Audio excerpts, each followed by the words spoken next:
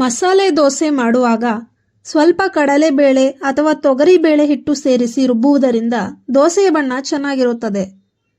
ದೋಸೆ ಹಿಟ್ಟು ಹುಳಿಯಾಗಿದ್ದರೆ ಅದಕ್ಕೆ 1 ಲೀಟರ್ನಷ್ಟು ನೀರು ಹಾಕಿ ಚೆನ್ನಾಗಿ ಕುಲುಕಿ ಮೇಲಿನ ಹಿಟ್ಟನ್ನು ಬಸಿದುಕೊಂಡು ಕೆಳಗಿನ ಹಿಟ್ಟನ್ನು ಉಪಯೋಗಿಸಬೇಕು. ಮಸಾಲೆ ದೋಸೆ ಗರಿಗರಿಯಾಗಿ ಬರಬೇಕಾದರೆ ದೋಸೆ ಹುಯ್ಯುವ ಮೊದಲು ರುಬ್ಬಿದ ಹಿಟ್ಟಿಗೆ 1 ಹಿಡಿ ಅಕ್ಕಿ ಹಿಟ್ಟು ಬೆರೆಸಬೇಕು. ದೋಸೆಗೆ ಅಕ್ಕಿ ರುಬ್ಬುವಾಗ ಜೊತೆಗೆ ಸ್ವಲ್ಪ ಹೆಸರುಬೇಳೆಯನ್ನು ಸೇರಿಸಿದರೆ ದೋಸೆ ಮೃದುವಾಗುತ್ತದೆ. ದೋಸೆಯ ಕಾವಲಿಯನ್ನು ಬಳಪದ ಕಲ್ಲಿನಿಂದ ತಿಕ್ಕಿದರೆ ಕಾವಲಿ ನುಣುಪಾಗಿ ದೋಸೆಯು ಸ್ವಲ್ಪ ಹರಿಯದೆ ಏಳುತ್ತದೆ.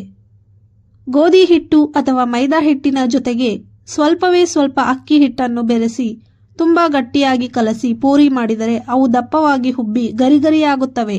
ಈರುಳ್ಳಿಯನ್ನು ಅಡ್ಡಲಾಗಿ ಕೊಯ್ದು ಕಾವಲಿಯ ಮೇಲೆ ಸವರಿ ನಂತರ ದೋಸೆ ಹುಯ್ದರೆ ದೋಸೆ ಕಾವಲಿಗೆ ಅಂಟಿಕೊಳ್ಳದೆ ಗರಿಗರಿಯಾಗಿ ಬರುತ್ತದೆ.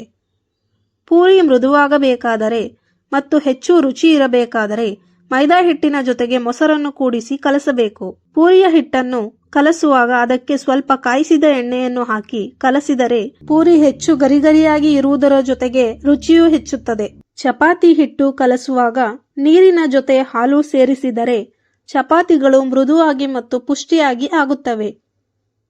ಬೆಂದ ರೊಟ್ಟಿಗಳನ್ನು ಮೃದುವಾಗಿಸಬೇಕಾದರೆ ಅವುಗಳನ್ನು ಹತ್ತಿ ಬಟ್ಟೆಯಿಂದ ಸುತ್ತಿ ಡಬ್ಬಿಯಲ್ಲಿ ಇಡಬೇಕು. ಅಕ್ಕಿ ಬೆಂದಾಗ ತನ್ನ 3ರಷ್ಟು ಆಗುತ್ತದೆ ಎಂಬುದನ್ನು ನೆನಪಲ್ಲಿಟ್ಟುಕೊಂಡು ಅದಕ್ಕೆ ಸರಿಯಾಗುವ ಪಾತ್ರೆಯಲ್ಲಿ ಅನ್ನ ಮಾಡಬೇಕು.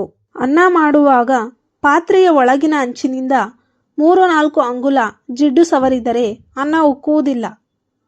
ಹೊಸ ಅಕ್ಕಿಯಿಂದ ಅನ್ನ ಮಾಡಬೇಕಾದಾಗ ನೀರು ಮರಳಿದ ಮೇಲೆ ಅಕ್ಕಿ ಹಾಕಿ 1-2 ಕುದಿ ಬಂದ ಮೇಲೆ ಉರಿ ಕಡಿಮೆ ಮಾಡಿ ಪಾತ್ರೆಯ ಬಾಯಿಯನ್ನು ಮುಚ್ಚಿದರೆ ಅನ್ನ ಉದುರಾಗಿ ಬರುತ್ತದೆ. ಅಲ್ಯೂಮಿನಿಯಂ ಪಾತ್ರೆಯಲ್ಲಿ ಅನ್ನ ಮಾಡುವಾಗ 1-2 ಹನಿ ವಿನಿಗರನ್ನು ಹಾಕಿ ಪಾತ್ರೆ ಕಪ್ಪಾಗುವುದಿಲ್ಲ. 1 ತುಂಡು ಬ್ರೆಡ್ ಅನ್ನು ಅನ್ನದ ಮೇಲೆ ಇಟ್ಟರೆ ತೇವಾಂಶ ಹೋಗಿ ಉದುರಾಗುತ್ತದೆ. ಟೀ ತಯಾರಿಸಿದ ಮೇಲೆ 1 ಲೋಟಕ್ಕೆ 1 ಹನಿ ವೆನಿಲಾ ಎಸೆನ್ಸ್ ಅನ್ನು ಸೇರಿಸಿದರೆ ಒಳ್ಳೆಯ ರುಚಿ ಮತ್ತು ಸುವಾಸನೆ ಬರುವುದು. ಕಾಫಿ ಮಾಡಿದ ಪಾತ್ರೆಯಲ್ಲಿ ಟೀ ಮಾಡಿದರೆ ಬಹಳ ರುಚಿಕರವಾಗಿರುತ್ತದೆ. ಟೀ ಸೊಪ್ಪಿನೊಂದಿಗೆ ಚಿಟಿಕೆ ಉಪ್ಪು, ಚಿಟಿಕೆ ದಾಲ್ಚಿನ್ನಿ ಮತ್ತು ಚಿಟಿಕೆ ಏಲಕ್ಕಿಯನ್ನು ಸೇರಿಸಿ ಟೀ ಮಾಡಿದರೆ ಒಳ್ಳೆಯ ಸುವಾಸನೆ ಬರುವುದು.